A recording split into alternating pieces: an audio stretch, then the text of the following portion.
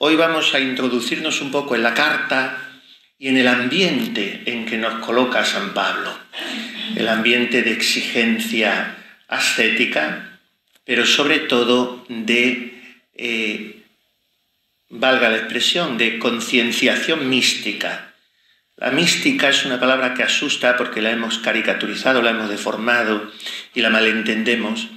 Y la mística es dejar hacer al Espíritu Santo en nuestras almas, sencillamente, que el protagonismo lo lleve Él y no yo, de mis acciones. Y la traducción es las bienaventuranzas hecha vida en mí, los dones del Espíritu Santo funcionando a todo trapo, valga la expresión. Miren, Filipos fue la primera ciudad evangelizada por San Pablo.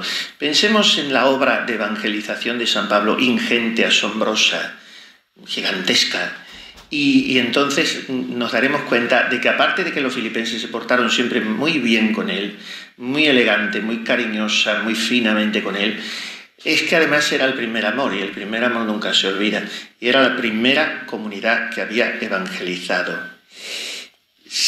Bueno, claro, se sobreentiende que solo Roma podía presumir en Europa de haber tenido una comunidad cristiana antes que Filipos. Hoy Filipos es un montón de ruinas, no existe, está en los confines entre Tracia y Macedonia, al norte de lo que hoy es Grecia, para que nos situemos, y se le había puesto ese nombre, aunque se llamaba Crénides, que era ciudad de las fuentes, pero en honor del padre de Alejandro Magno, Filipos. Y bueno, no vamos a dar más historia porque aquí no nos interesa. Cuando Pablo, acompañado de Silas y Timoteo, y muy posiblemente también Lucas, llega a Filipos, pues probablemente fue en el verano del año 49, veamos qué jovencísimo está el cristianismo. Pues la ciudad estaba poblada por gente, sobre todo de origen latino, provenientes de Roma. Había también un pequeño grupo de judíos, tenían incluso su sinagoga, lo dice el libro de los Hechos de los Apóstoles, y las circunstancias, no voy a citar todo, porque ya digo, esto es una introducción y no quiero que, no tenemos que ir por aquí, pero en fin, para situarnos. Hechos 16:40 nos relata un poco las circunstancias de la comunidad de Filipos, y el propio apóstol Pablo las evoca al escribir en la primera a los tesalonicenses 2:2. Y entonces todo eso hizo que Pablo y sus amigos, Silas y Timoteo, y posiblemente, como digo, Lucas, se detuvieran muy poco tiempo en Filipos, pero fue suficiente ese poco tiempo para dejar allí una comunidad muy arraigada que se tomó muy en serio el Evangelio y que nunca olvidaría los desvelos que por ella se tomó el que les había dado a luz para Cristo, que fue Pablo. Dejó allí una comunidad cristiana que progresó admirablemente, que mantuvo siempre con él lazos muy estrechos de apoyo, incluso material. Fue la única comunidad. Esto es muy curioso. San Pablo no aceptó nunca ayuda material de ninguna de sus comunidades porque sabía lo pobres que eran, cómo estaban empezando, y él trabajaba y decía, yo no quiero ser gravoso a nadie, pero de Filipos sí. Filipos le ayudó económicamente en algunas ocasiones y él lo aceptó de buen grado porque sabía que lo hacían con todo el corazón. Y precisamente quizá fue esa circunstancia, uno de esos envíos de dinero, lo que provocó esta carta que él les escribió, que es de las más entrañables de todas las que salieron de su pluma, aunque todas lo son. Cuando los filipenses se enteran de que Pablo está en prisión, pues deciden enviarle ayuda por medio de Epafrodito, y Pablo les escribe agradecido. Y ese primer capítulo, en el que nos vamos a detener, redunda un poco en esto, en el agradecimiento. Pero él no es hombre de cumplidos fáciles ni estériles, y entonces aprovecha la ocasión para seguir evangelizándoles a través de esa carta, para informarles sobre cómo va el anuncio del Evangelio en los demás lugares, para ponerles en guardia contra posibles peligros, para animarles en seguir trabajando, en fin, lo que hace un maestro de novicios o un superior con las almas, estimularles al seguimiento de Cristo. Porque no todo eran luces en la comunidad. como no son luces todo en nuestras comunidades, no idealicemos ni hagamos romanticismos de los primeros cristianos, que desde siempre se cocieron habas en todas las comunidades, y si leemos con atención las cartas de San Pablo, se desprende inmediatamente el disgusto de él ante algunas situaciones. Había desavenencias, había incomprensiones, y además ciertos predicadores judaizantes amenazaban seriamente la evangelización del apóstol, lo mismo que lo habían hecho entre los Gálatas. La epístola a los Gálatas empieza así, que hoy la hemos leído en Maitini, bueno, no sé, ustedes llevan otro breviario, pero insensatos Gálatas, tan pronto os habéis vuelto a otro evangelio. En fin, eran gente muy inconsistente, y esas sombras pues angustiaban el corazón de Pablo.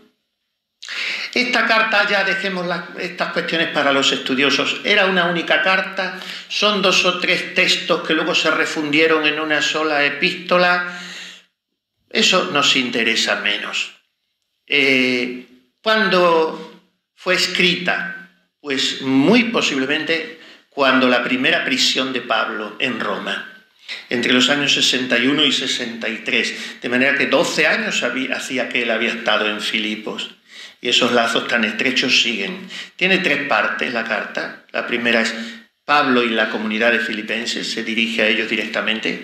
La primera se refiere a los predicadores judaizantes que querían estropear la obra que él había hecho. Y la tercera parte, el agradecimiento por la ayuda recibida. Y entonces empieza la carta con tono autobiográfico, como una confesión de Pablo a sus cristianos de Filipos.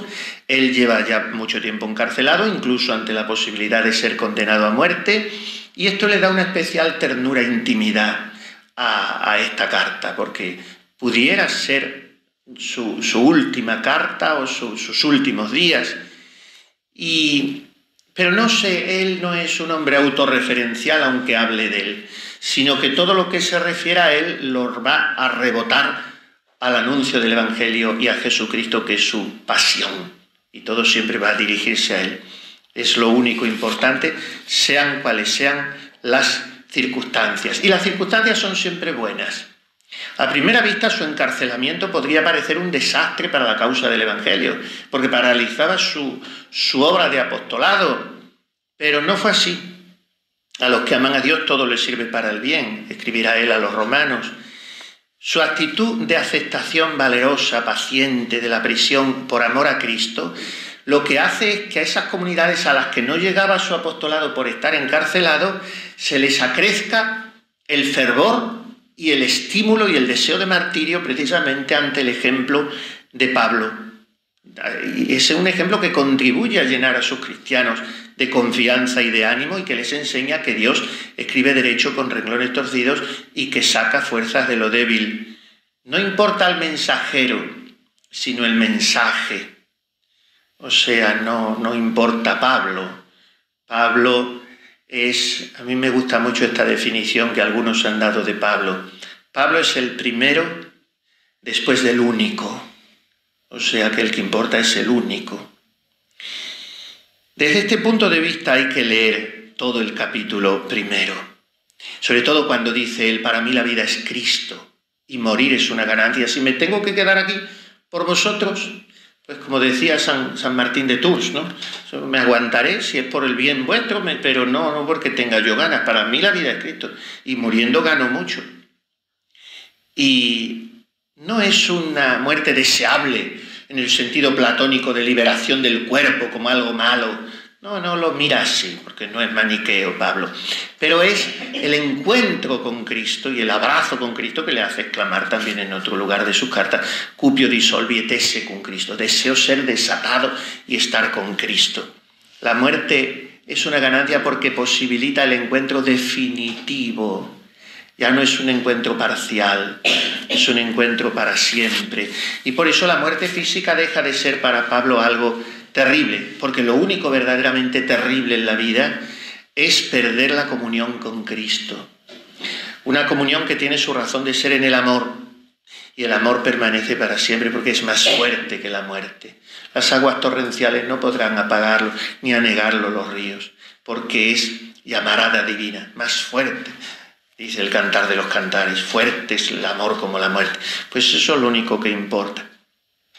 Bien, pues eso es como la introducción de Pablo al solemne himno en el que vamos a detenernos. Y vamos por eso primero a ver un poco este capítulo primero. Pablo y Timoteo, empieza él diciendo, siervos de Jesucristo. Hay dos rasgos de humildad en esta presentación, dos rasgos de humildad. Primera, que pone como coautor con él de la carta a su amigo, a su colaborador, a su coapóstol, digamos así, Timoteo. Pablo y Timoteo, siervos de Cristo Jesús. Omite su dignidad. En otras cartas, como tiene que autorizarse un poco más ante la comunidad a la que se presenta, dirá, yo Pablo, apóstol de Jesucristo. Aquí empieza diciendo, como los filipenses son algo muy entrañado en su afecto, siervos de Jesucristo.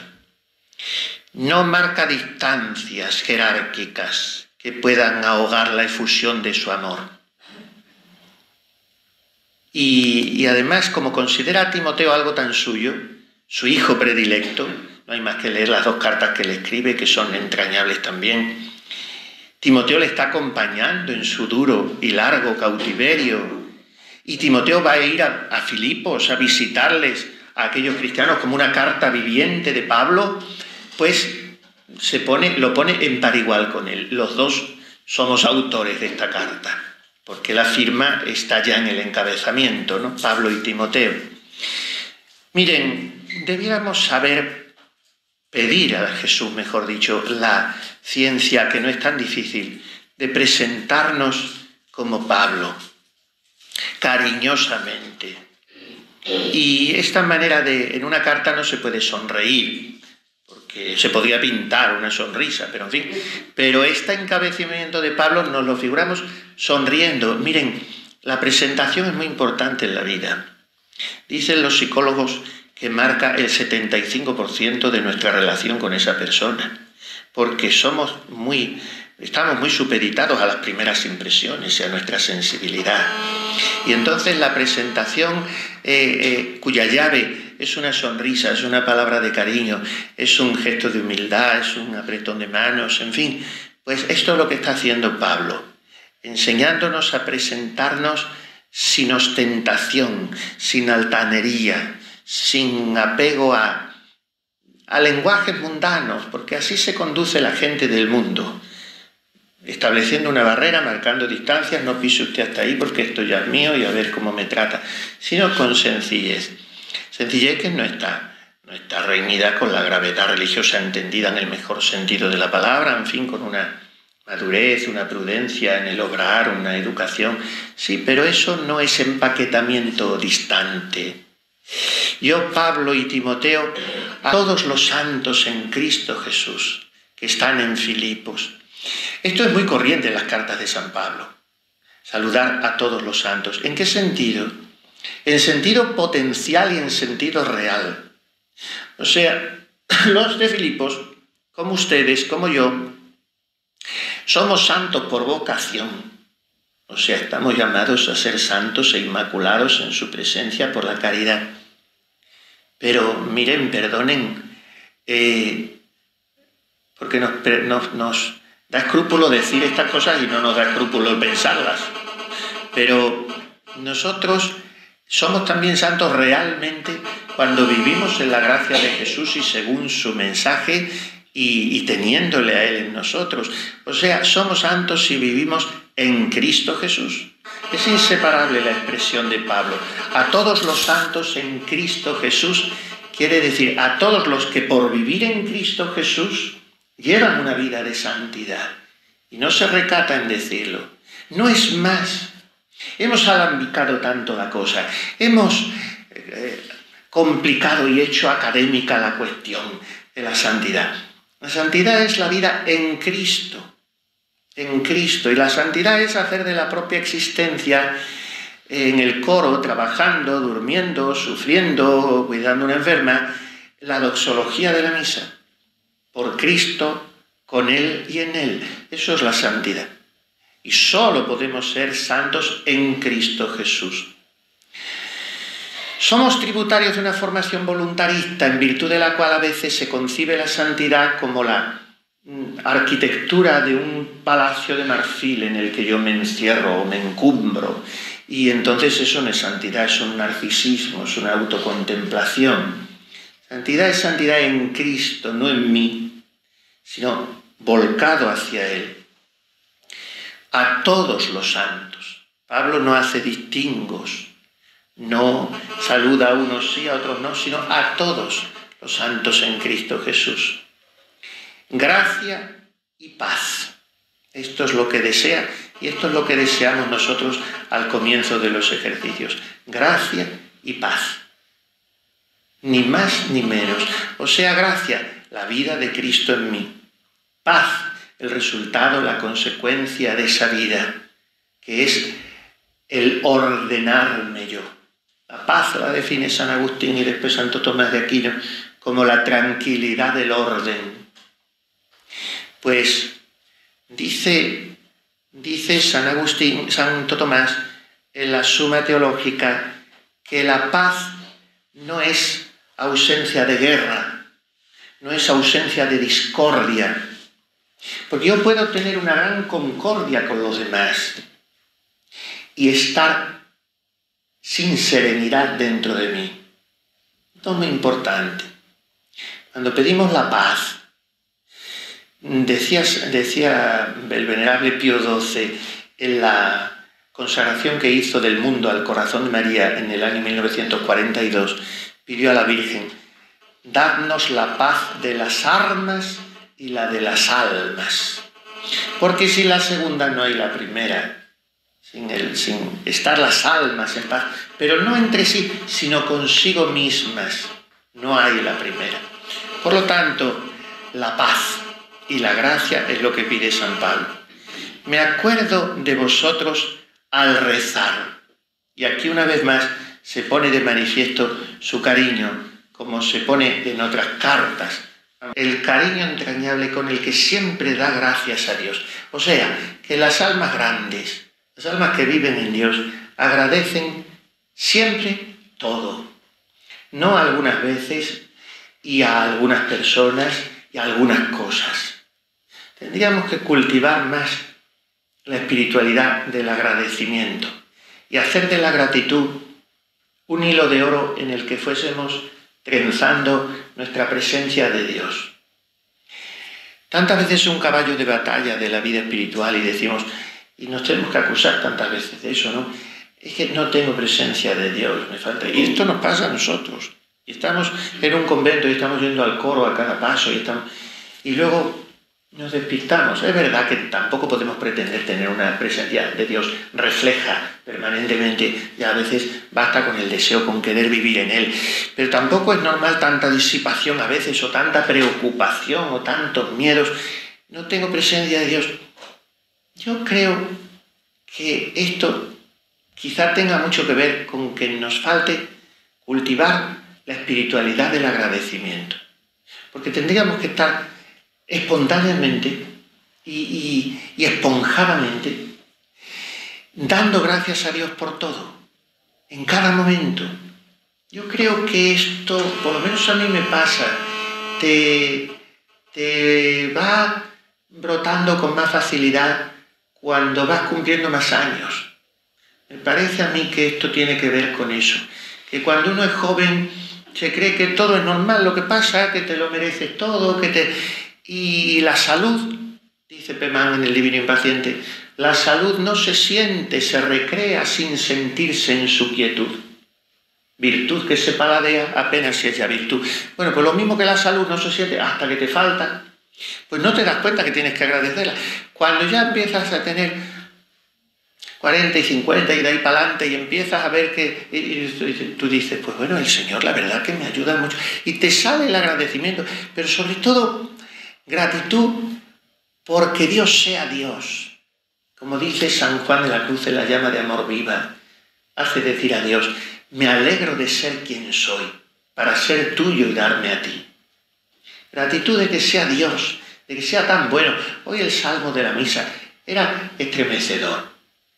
El Señor sana los corazones destrozados, venda sus heridas, cuenta el número de las estrellas, a cada una la llama por su nombre.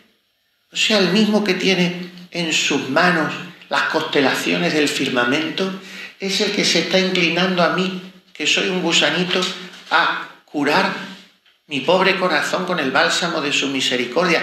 ¿No es más omnipotente cuando está jugando con las estrellas que cuando está curando mis heridas?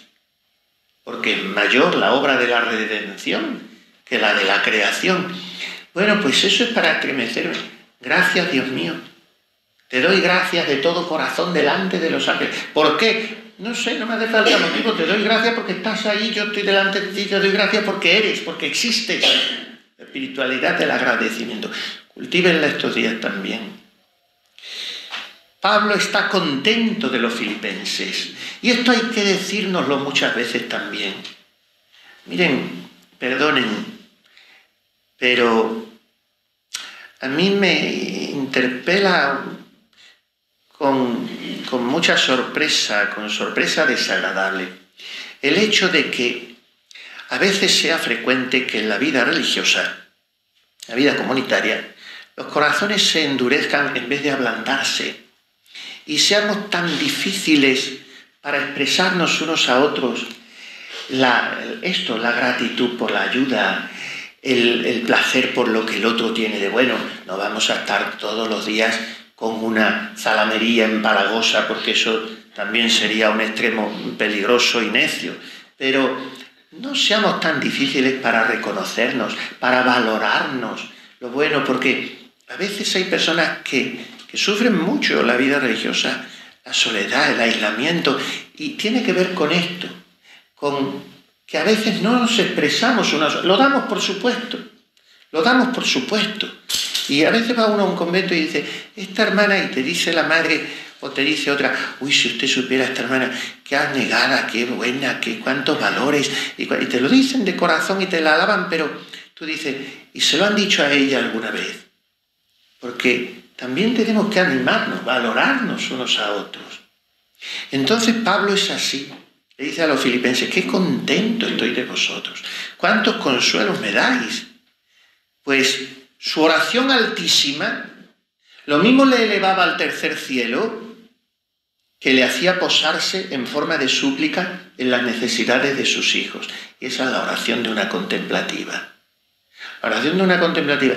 Lo mismo se está deleitando en la Trinidad, que está llegando a todas las necesidades del mundo y sufriendo por todos los dolores del mundo. Que lo contrario, como digo, sería un narcisismo espiritual. Al darles las gracias por su ayuda económica, que es para lo que fundamentalmente les escribe, pero es un pretexto para luego la carta, San Pablo les dice, os doy gracias por vuestra comunión. Es que me acuerdo de vosotros. Cada vez que me acuerdo, esto nos anima mucho, somos humanos y somos sensibles y tenemos afectivo. Anda, se acuerda de mí, ya ha hablado de mí, me ha dado gracias y fíjate qué detalle con todo lo que tiene que hacer este hombre y se ha acordado. Bueno, pues doy gracias cada vez que me acuerdo de vosotros, rogando siempre y en todas mis oraciones con alegría por vosotros. Qué bonitas expresiones de ánimo, ¿no? Que nos encanta recibir y saber que alguien reza por nosotros y reza con alegría. A causa de la colaboración que habéis prestado al Evangelio desde el primer día hasta hoy. Bueno, aquí dice colaboración. Más bien el original que usa San Pablo de griego habría que traducirlo. A causa de la comunión, de vuestra comunicación, vuestra común unión con la causa del Evangelio. Y porque estoy firmemente convencido, y ahora viene una de las frases paulinas que se han hecho lapidarias, que se han introducido en la liturgia, que se nos repite a los sacerdotes cuando acaba el obispo de ordenarnos, y también a veces los rituales de profesión, etc. Doy muchas gracias por vosotros, sé que vais muy bien, os habéis portado espléndidamente, pero espero todavía más. Les viene a decir San Pablo, lo mejor está por venir. Ayer me mandaron como con el WhatsApp tantas veces, te dice, te doy gracias, Dios mío, por el día tan fantástico que me has concedido hoy. Pero te doy gracias por anticipado porque sé que el de mañana va a ser todavía mejor. Bueno, pues esto es lo que dice San Pablo. Dice, estoy convencido de que el Señor, mejor dicho, dice, ¿quién? Ya se sabe quién es. Quien inició en vosotros la obra buena, Él mismo la llevará a término hasta el día de Cristo Jesús. O sea, lo que San Pablo le viene a decir es el estribillo de aquella canción de Frank Sinatra. Lo mejor está siempre por venir. Lo mejor está por venir, porque es que no sois vosotros los que vais a ir alcanzando lo mejor, sino el que inició la obra buena. Como hace todo tan bien y es omnipotente y se luce en todo lo que toca, Él, echaos a soñar y os quedaréis cortos. Por eso lo más triste es un alma consagrada, una esposa de Jesús que tenga horizontes cortos, que esté con temores, que esté como ya un poquito resignada a la mediocridad o a que la santidad no es para mí. Pues claro que no es para ti si eres tú la que la haces. Pero el que inició en ti la obra buena, cuando tenías 15 años y entraste al convento con la ilusión de una novia, pero ahí te creíste tú que la inició. En realidad la inició desde antes de toda la eternidad, cuando te pensó entre miles de seres posibles, que esto es para volvernos locos, que entre cientos de trillones de seres posibles, Dios dijo, esta no, y pasó usted en su mente divina y era usted la más fea, la más chica y la más tonta y dijo, esta sí. Y la eligió, y le dio la gana, y luego dijo, y encima la voy a llamar a tener vocación. Y todo eso lo rubricó y lo certificó el día de su bautismo. Usted no se enteró de nada, ni se enteró hace tropecientos millones de años, porque no existía usted, aunque ya era fea entonces, pero ni se enteró el día de su bautismo, no se enteró de nada. Y a los 6 años hizo usted la primera comunión, que es cuando había que hacerla y se hacía entonces, porque las niñas ya a los 4 sabían toda la doctrina, como se decía, porque las familias eran católicas. O hacía usted la comunión a los 6 o 7 años y dice, a mí me gusta Jesús, como decían los niños de Fátima, decía Francisco, ¿cómo me gusta Dios? ¿Cómo me gusta Dios? Pues usted le cogió el gusto a Dios y ese saboreo empezó a rechupetear y fue creciendo, y cuando tenía 14 o 15 años, dijo, pues la verdad que también me gusta ese chico, pero yo no sé si me va a merecer la pena. No, me quedo con Dios. Y entonces la vocación, todo eso era una ilusión bárbara. Y eso era más ilusión de Dios que de usted, mucha más. Bueno, pues el que inició esa obra buena va a terminar luego una chapuza. Él mismo la llevará a término, la obra buena. Y hay que confiar en eso. ¿Quiere decir Pablo a los filipenses que van a seguir enviando buenas limosnas? ¿Es esta frase lo que quiere decir, como algunos escrituristas interpretan? No, Pablo se está refiriendo al perfeccionamiento de la caridad. El que os ha inspirado esa caridad, de mandarme ahora 2.000 euros o lo que le mandaran a aquellos filipenses, Él va a seguir acrecentando vuestra caridad, no para que se traduzca en cheques bancarios o en kilos de macarrones o en tetrabriz de leche de la Cruz Roja, sino en perfeccionamiento de la caridad auténtica entre vosotros, también traducida materialmente.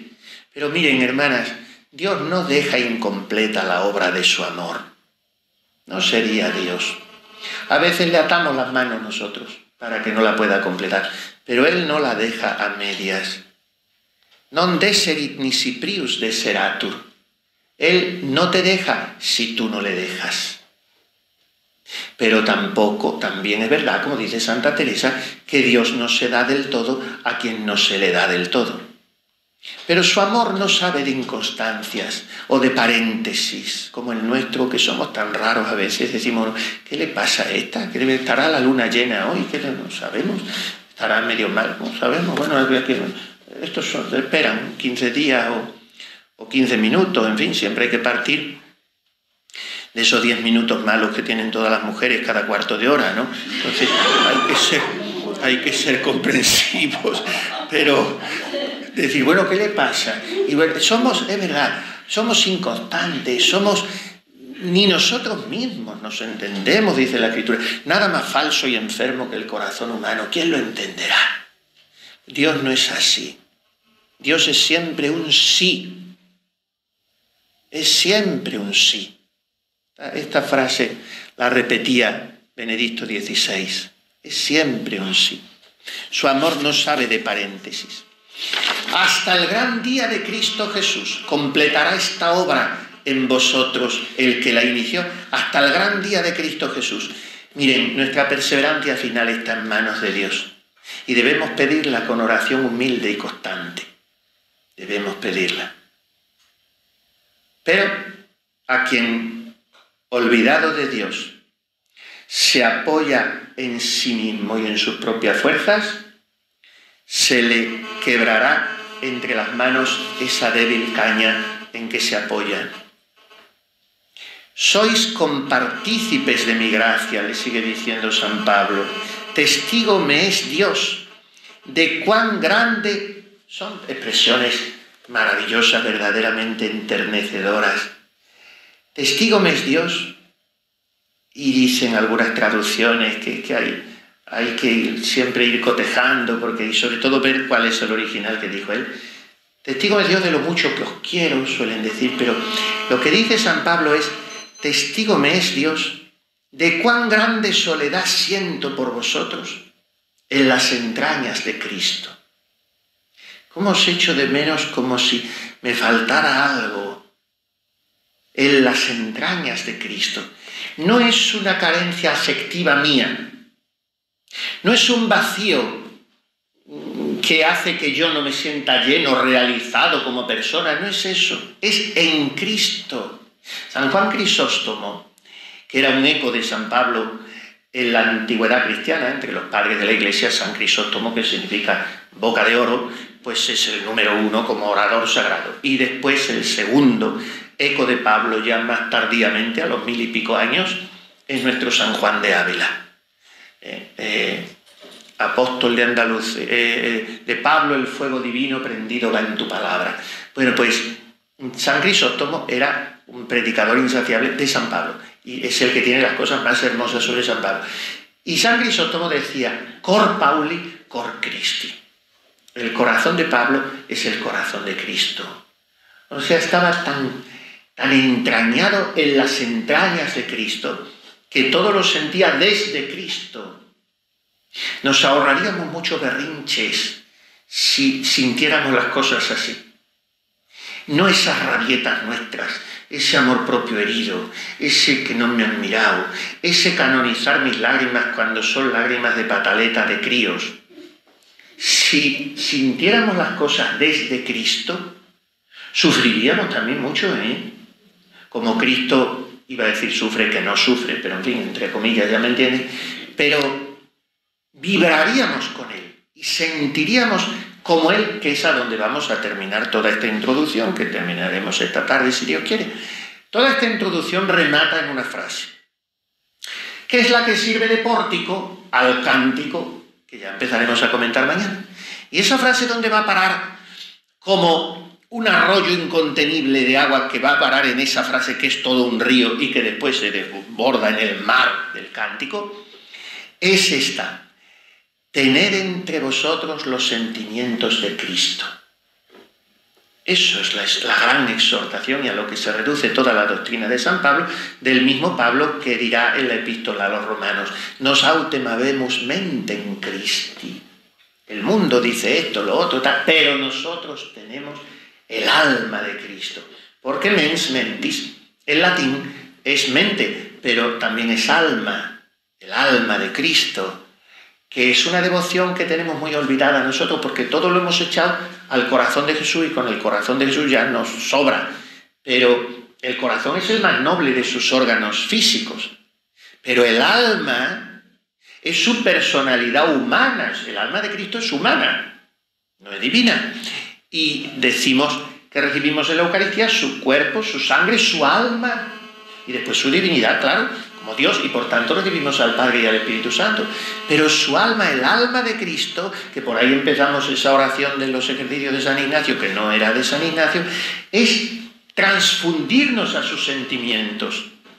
Cuando la señorita Elisabeth Cathers-Roland, que ahora se llama Santa Isabel de la Trinidad, entró a sus 21 años en el Carmen de Dijon, en Francia, pues La vistieron de postulantes, muy mona, con ese pompón en la cabeza que les ponían, esa esclavina, todo, y ya les enseñaron el convento, con lo que se hace con las postulantes. Y ya por la tarde la dejarían un momento y la madre priora, que era también la maestra, otra santa carmelita, la madre Germana de Jesús, la perdió de vista y cuando la buscó la encontró en el patio del claustro, muy fija mirando al crucifijo que presidía el claustro, una cruz de piedra grande, y le dijo: hermana, ¿qué hacéis ahí? Y como se hablaban los franceses de vous, y dijo ella: me estoy pasando al alma de mi Cristo. Pasando al alma de mi Cristo. Cuando entró, a la semana de entrar en el convento, le pusieron en la celda un cuestionario con muchas preguntitas, en fin, que cuál es su santo preferido, cómo le gustaría morirse, cómo, en fin. Y una de las preguntas decía: ¿cuál es su libro favorito? Cualquier monja pues hubiera dicho la Sagrada Escritura, o el Kempis, o las obras de San Bernardo, o no sé. ¿Cuál es su libro favorito? Y dijo ella: El alma de Cristo. En ella encuentro todos los secretos del Padre. El alma de Cristo es la personalidad de Cristo. Decía Santa Teresita: me he empeñado en estudiar el carácter de Cristo. Cuando quieres mucho a una persona, quieres saberlo todo sobre ella, sus reacciones, sus disposiciones habituales, permanentes, su manera de ser, su personalidad, como decimos, ¿no? Pues Pablo va a parar a eso, a decir: tened. A veces se usa un circunloquio un poco alambicado y se dice: tened entre vosotros los sentimientos propios de una vida en Cristo Jesús.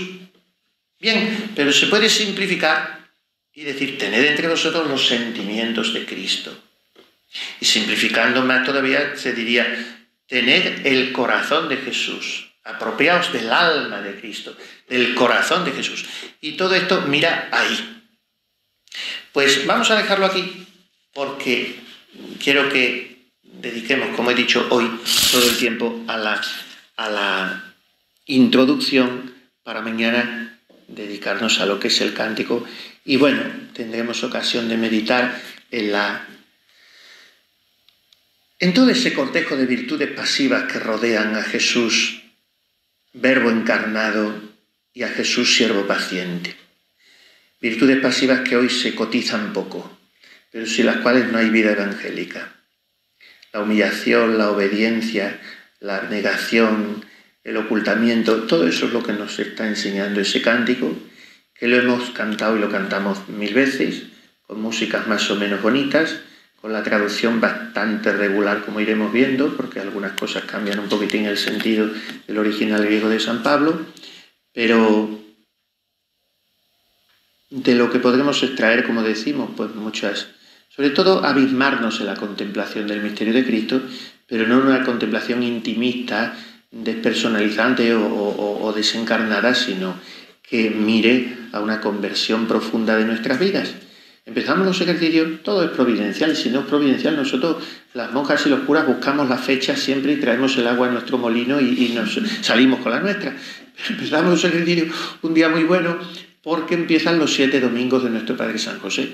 Y como es el maestro de oración número 1, y entonces él nos va a introducir estos días, y es el que mejor tocó con sus manos la kenosis, el abajamiento de Cristo, porque fue el custodio del misterio de la Encarnación. Pues vamos a pedir a José y a María que nos introduzcan en ese corazón, en el alma de Cristo, para que Él transforme la nuestra.